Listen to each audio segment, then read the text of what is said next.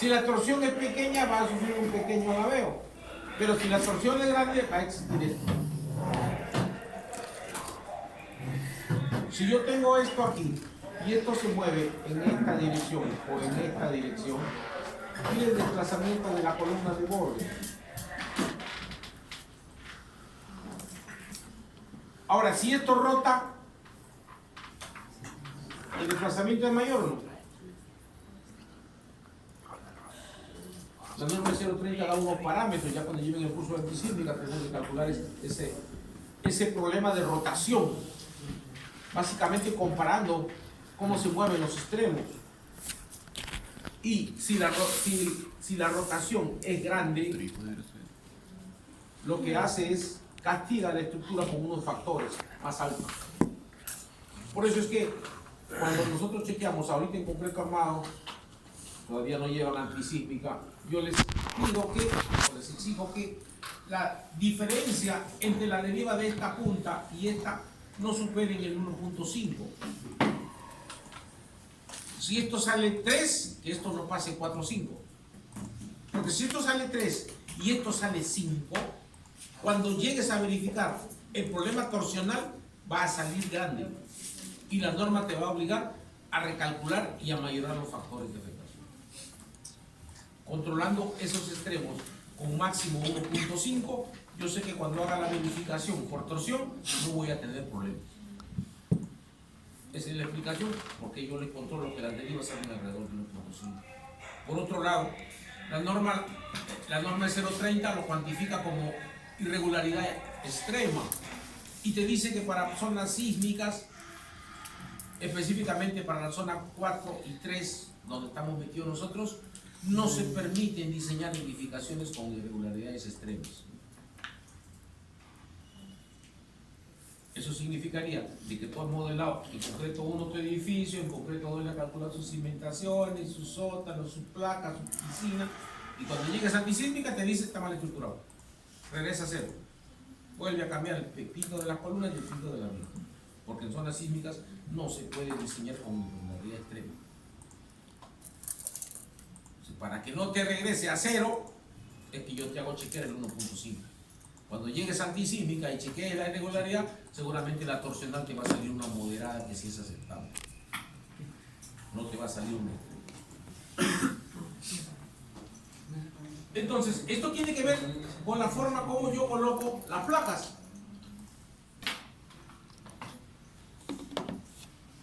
Si yo coloco una estructura y solamente le pongo una placa al costado, lo que va a ocurrir es que el centro de rigideces, como es la ubicación de todas las resultantes, el centro de rigideces se va a cargar hacia ese lado.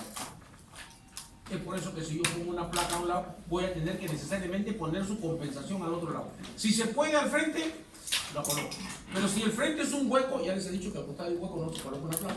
La partiré en dos, un pedazo para acá y un pedazo para acá, de tal manera de que este centro de rigideces vuelva a ubicarse por acá. El problema viene en una estructura de este tipo, una caja abierta. Cuando tengo yo esto de aquí, y ustedes lo han hecho en estática o en resistencia material, ya han calculado el centro de rigideces. El centro de rigideces de un tubo abierto está afuera. Es por eso que cuando tú tienes un tubo y este tubo está cortado, lo torsionas y se hace miércoles, ¿cierto? Si el tubo está completo, tú lo torsionas y aguanta muy bien. El eje de un carro es circular. Tú agarras un tubo, el cardán de un carro es circular, es un tubo hueco, resiste muy bien a la torsión. Pero si ese tubo tú lo abres aquí, ahora está así. ¿Por qué? Porque el centro de rigidez se va afuera. Y durante tu vida profesional te vas a encontrar con un montón de estos casos. ¿Por qué? Porque dentro de la arquitectura hay una tendencia, una escuela arquitectónica que se llama el destructivismo. ¿Alguno de ustedes ha ido a la tienda esta que está en Elías Aguirre, en el Nuevo York, donde venden telas? Es un diseño de uno de sus propios. Tú llegas y desde la fachada la columna está rota. Te subes al segundo piso y en el segundo piso el techo está roto. Y de esos casos te vas a encontrar un montón. Yo me he encontrado varias veces con esto. Uno de ellos fue una torre de 11 pisos, que loco, terco, que lo que quería era que la torre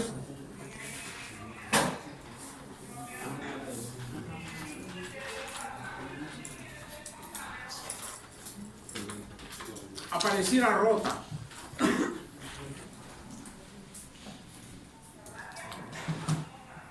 Y que por acá la torre botara agua roja porque quería que llorara sangre. Y de aquí la recirculaba. Era una torre circular, la rampa de tiendas que sube, pero quería que estuviera rota. Entonces, si tú te pones a pensar cómo vas a estructurar esto, pues tendrías que haberlo. Voy a hacer esto, voy a hacer esto, voy a hacer esto, voy a hacer esto. Si es una rampa, voy a hacer esto. Y acá lo voy a romper. Centro de rigidez se sale para afuera. Y no va a pasar torsión nunca. Pero como al loco siempre hay que engañar. ¿Quiere verlo roto? Lo rompo. Pero la columna la pongo por acá.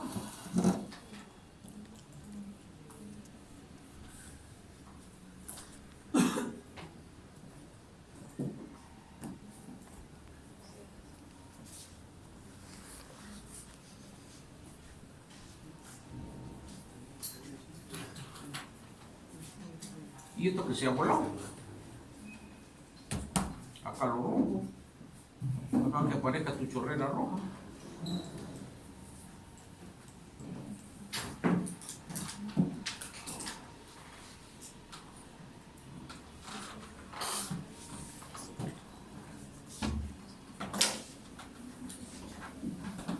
El centro de rigidez sigue estando dentro.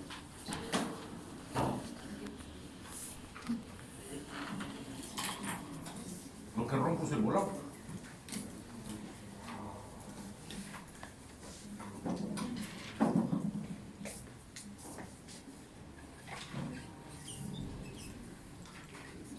Centro de masa por este hueco que está aquí se corre un poquito para allá adentro, ¿no?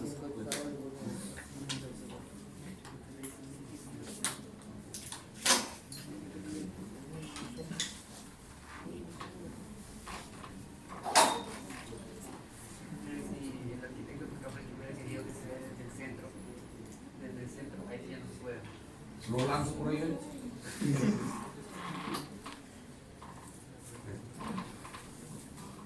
Tú puedes volar 2 metros, 3 metros de alero.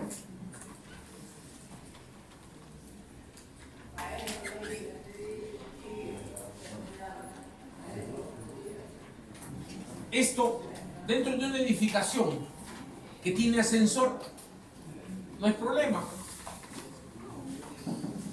Porque yo tengo la edificación acá. Acá tengo la caja del ascensor, por decir. Le pongo la placa acá. Ya lo van a decir.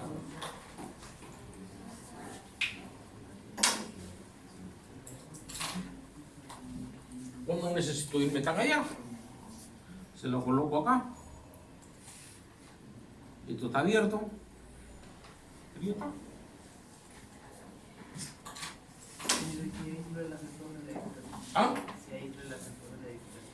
También. Dejo el hueco y dejo ahí. Pero no va a dar centro de rigidez fuera de... No, pues si lo aíslo no tiene nada que ver. Si lo aíslo, ese ascensor tiene 4 columnas. No necesariamente los costados de un ascensor son una placa, sino mira el panorámico de Real Plaza. Tiene 4 columnas.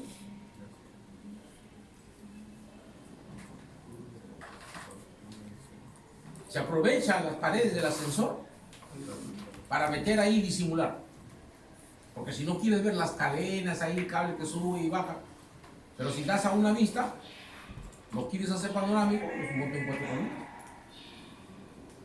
Igual las cajas de la escalera se aprovechan, ¿por qué? Porque al arquitecto no le gusta ver piernas, pero si a mí me gusta ver piernas, le pongo vidrio toda la escalera.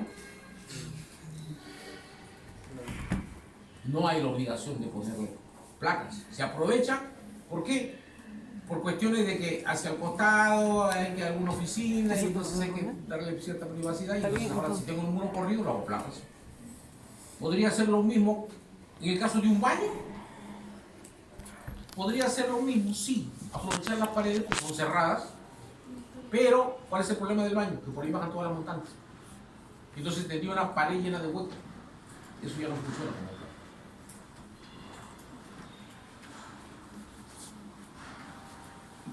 Este de aquí, ¿qué es? Es la casa de esquina.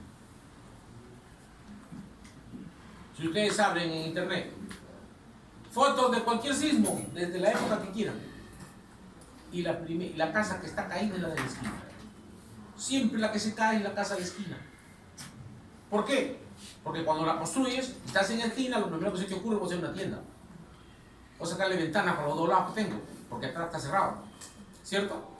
Y luego viene el albañil y ¿qué hace? Como esto colinda con vecinos y esto colinda con vecinos, te dice vamos a ahorrarnos las columnetas y el muro lo deja confinado entre las columnas. Tú has diseñado un pórtico, pero él, y tú tienes la culpa porque no has puesto en tu plano las columnetas. El albañil agarra, pone los muros de ladrillo y los pone aquí dentro de las columnas. Ahora lo que tienes es esto, es una L, un ángulo, y un ángulo tiene sus centros de liquideces por acá. Y este frente de aquí, le abres todas las ventanas posibles, ¿sí o no? Entonces, ¿qué va a hacer? Esto va a bailar de aquí para acá. Y la primera columna que se va a romper va a ser la de aquí de esquina. Es por eso que cuando tú abras cualquier foto de Google, busca terremoto de donde quieras, de la China, del Irak, de Pakistán, del Ecuador, del Perú, y vas a ver que la casa que está caída es la de la esquina. Así que si alguien quiere morirse, que se ponga.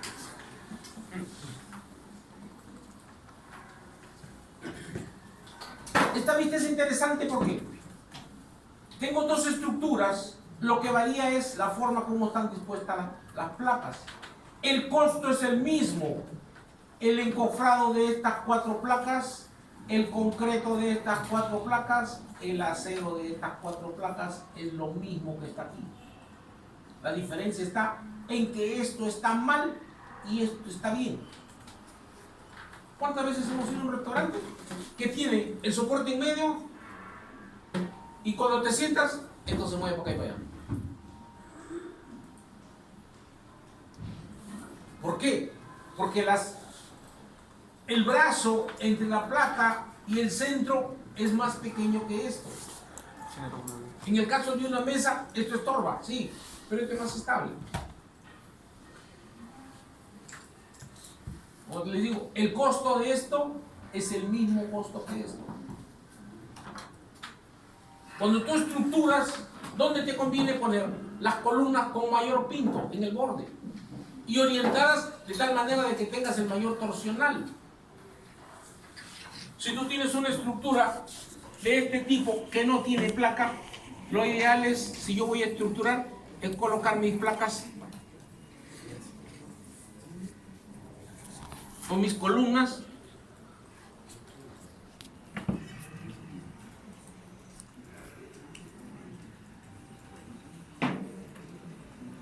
y las intermedias, si quiero, las pongo cuadradas, circulares, porque esto me va a dar la rigidez torsional que necesito. Ah, no, pero viene el arquitecto y, como la culebra, te engaña. Al ingeniero, deje la columna, pero voltéelas. Tú atracas.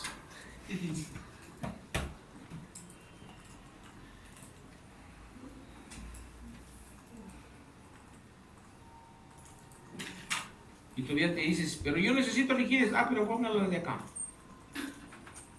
Esto no tiene la misma rigidez que el otro.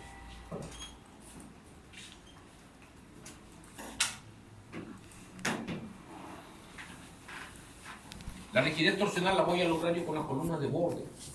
Y entre el desplazamiento lateral y la torsional, el torsional es el principal problema.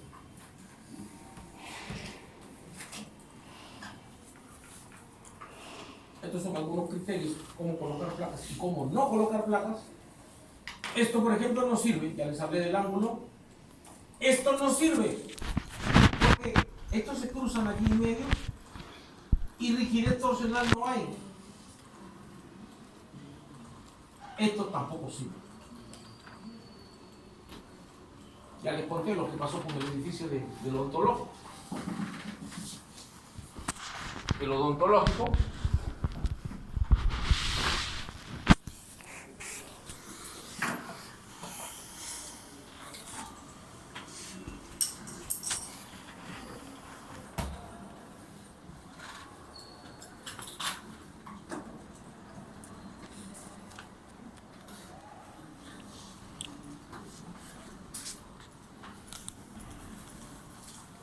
el pseudoestructural decía, pero está balanceado.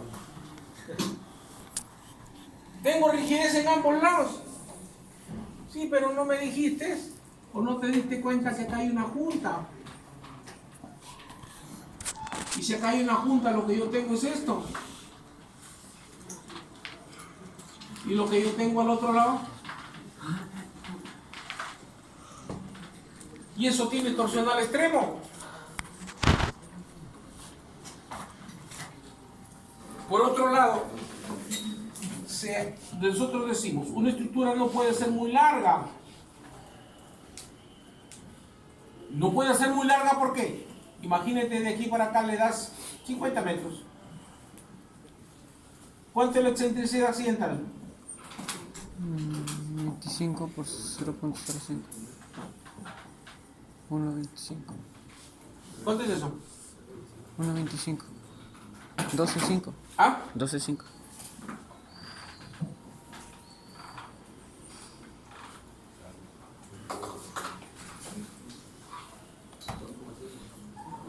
Dos coma cinco.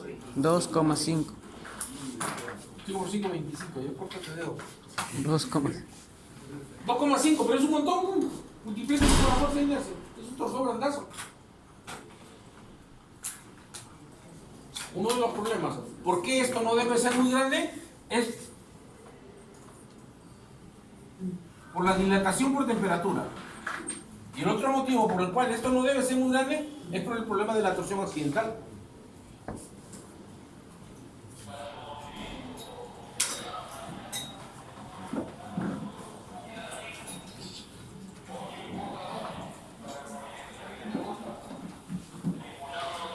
Son dos motivos por los cuales las edificaciones no deben ser muy largas. Si tengo una edificación de ese tipo, debería cortarlo.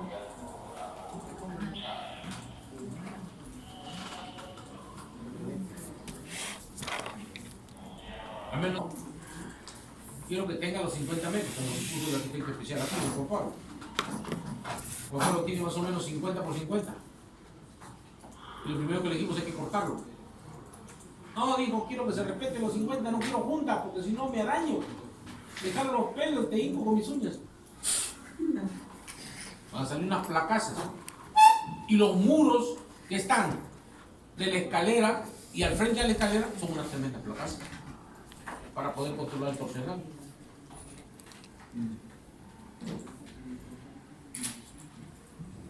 Ingeniero, y entonces usted dice que por ahí no se deben colocar unas placas porque van los tubos. Sí, pero los tubos de desagüe están en el frente. Están en el ducto.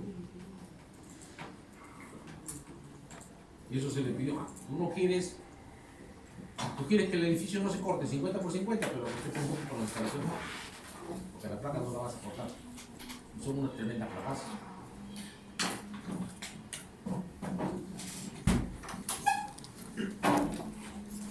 Sirve.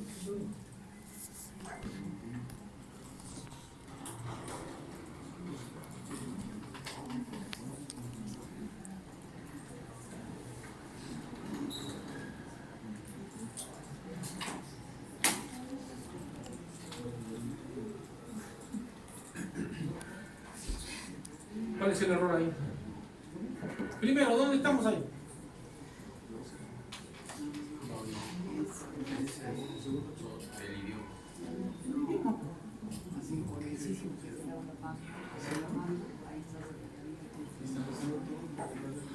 Ese es el idioma. Mira dónde están los tubos.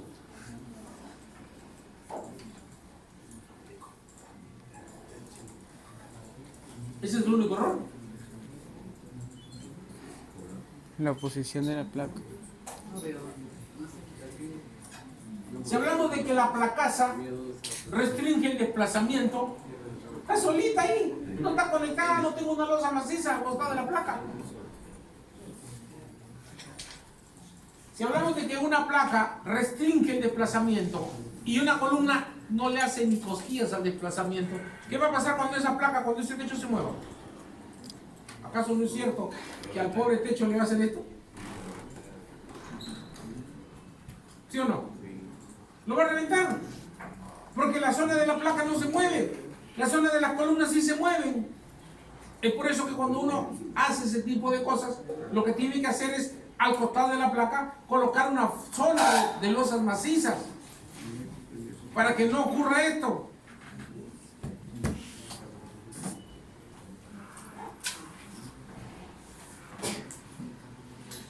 Está en medio, perdido, lo ligero.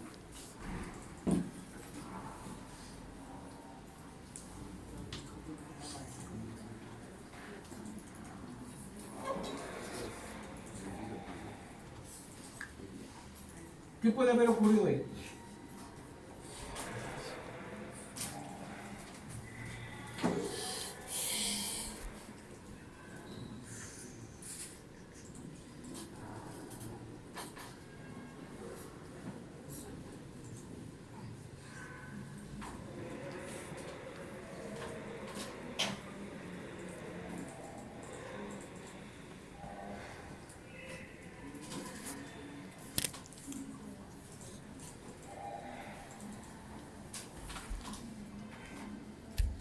Ahí hay dos cosas observando.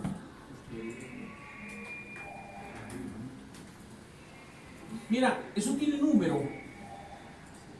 109. ¿Qué me dice? ¿Qué cosa es esa placa? ¿Dónde está esa placa? En un sótano. ¿Cierto? Mira, ¿dónde se rompe la placa? No se rompe ahí abajo.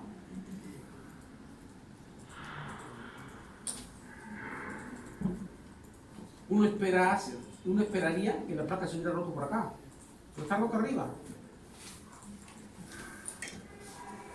En una placa, la falla no ocurre abajo, por cortante no ocurre abajo, ocurre por lo general arriba.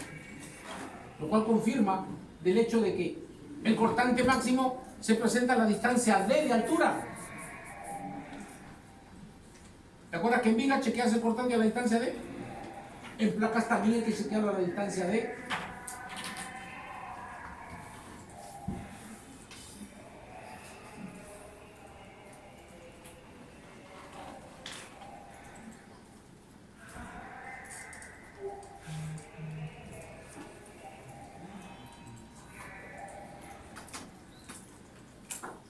Eso es una falla en un primer piso. ¿Qué tipo de falla es esa?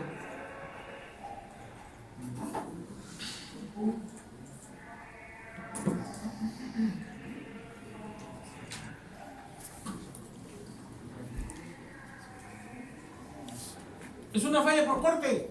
Ahí está, ve, 45 grados.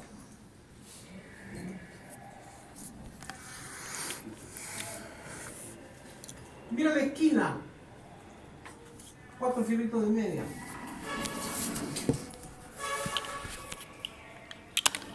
Mira el estribo. Un cuarto.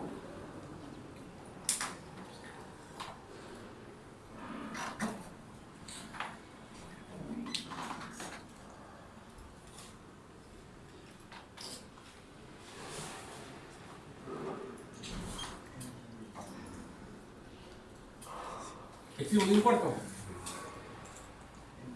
Vuelta, fierrito de media, 3/8. Compresión. ¿Ahí qué ha pasado? Compresión. La punta se ha aplastado. Yo tengo esta placa y cuando viene el sismo esta placa lo que va a hacer es esto.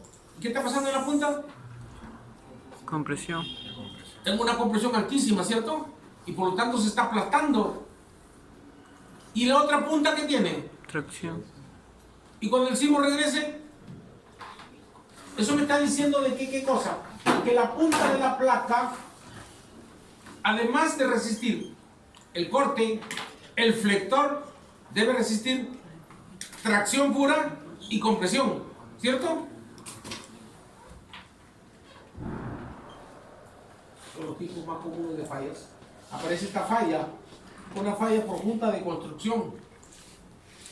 Lo que les decía la vez pasada, tú agarras y comienzas a vaciar tu placa, ¿y qué te han enseñado en tu curso de construcción? Que antes de vaciar cualquier elemento, agarres, que picotees la parte brillosa, que elimines esa agua superficial con cemento que sale arriba, ¿cierto? Lo que se conoce como el sangrado o la exudación. Tú vacías concreto y inmediatamente que empieza a secar, en la parte superior se acumula agua. Pero esa agua cuando sale hacia la superficie arrastra granos de cemento. Eso es lo que origina que después que seca, tú vas a encontrar en la cabeza de la columna o en la cabeza de la placa o en la cabeza del sobrecimiento, ¿qué cosa? Una capa brillosa, verde, gris. No es otra cosa que una capa de aguaje de cemento. Y lo que te recomienda, ¿qué cosa es? Pícala. Elimínala, ¿para qué? Para que no haya esa junta.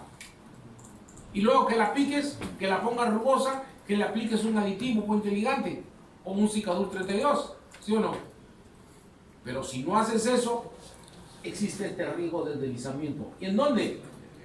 En la cimentación de la placa y en todos los techos que vengan a hacer. Si yo entiendo esta posibilidad de falla, esta posibilidad de falla, esta posibilidad de falla, esta posibilidad de falla, al igual que lo que hemos hecho con el muro con contrafuertes, voy a tener que analizar todas estas probabilidades de falla. Y me va a llevar a un armado de la placa de esta manera. Aceros concentrados en los bordes. ¿Para qué? Para resistir Tracción y compresión. la flexión, la tracción y la compresión en la punta. Y acero en medio, ¿para qué? Para resistir el corte. Y acero tanto vertical como horizontal en la parte central.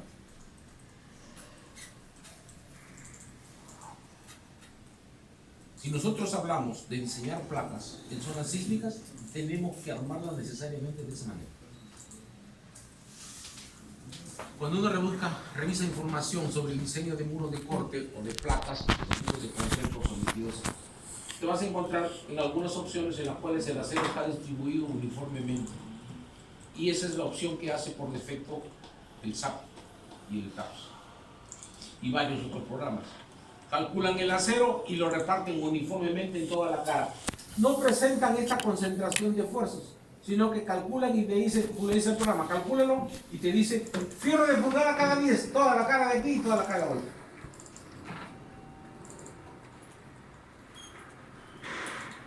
¿Por qué?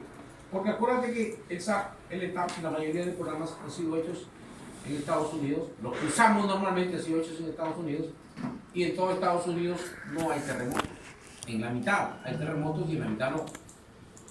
En la costa que da al Atlántico no hay terremotos, lo que hay son vientos, y el efecto es diferente. Ya cuando viene el curso de antisísmica, el efecto del sismo y el efecto del viento. Los dos son cargas horizontales, los dos son cargas dinámicas, pero los efectos son diferentes. El viento siempre sopla en una dirección. La fuerza del sismo actúa de ida y vuelta. El viento actúa de la superficie para arriba. El sismo se produce en el terreno y se transfiere arriba, sí, pero tiene sus diferencias. Entonces, ese es el manejo que vamos a tener de nuestra placa. Nuestra placa, resultado después del diseño, va a aparecer de esa manera.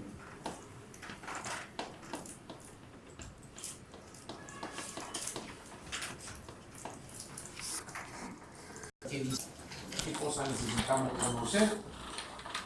Ya les había dicho yo que el muro de contención, todo el diseño del muro de contención tiene que ver con el capítulo 14 y tiene que ver que es muro de contención, y con el capítulo 11, que es el capítulo de cortante. El diseño del muro de corte obedece al capítulo 21. Del 21 me va a hacer algunas referencias muy simples al 14 y me va a llevar al capítulo 11 por cortante. Y también me va a llevar al diseño por sección. ¿Qué dice el capítulo 21? Específicamente en el capítulo, en el ítem 21.9, muros estructurales de concreto reforzado. Dice que esta disposición del 21.9 se aplica a los muros estructurales diseñados para resistir fuerzas horizontales en su plano, originadas por la acción de sismos.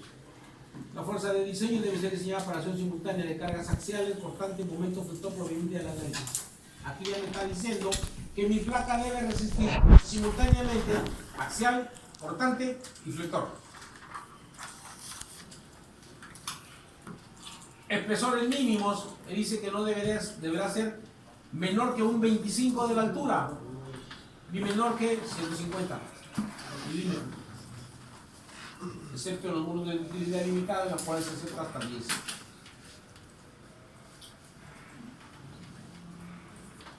Un 25 de la altura, y eso hay que tener en cuenta cuando tengo muros de doble edificaciones de doble altura. A veces tenemos edificaciones de doble altura y la placa le estamos dando 15. Dice que cuando el muro de corte se convierta en muro de contención o en muro de sótano, será mínimo 20. Y esto más que todo por el problema del recubrimiento. Ya ustedes acaban de calcular su muro de sótano, ya vieron que va variando, que 25 muy pocas veces le sale 30, le sale 40, ¿cierto? Entonces, esta verificación casi no da. Sótano de 20 no tengo, salvo que sea la casita de un piso. Salvo que tenga el desierto y no tenga vecinos.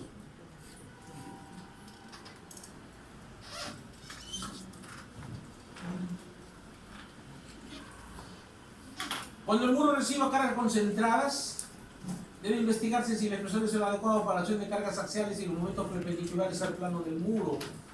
¿Qué me está diciendo ahí?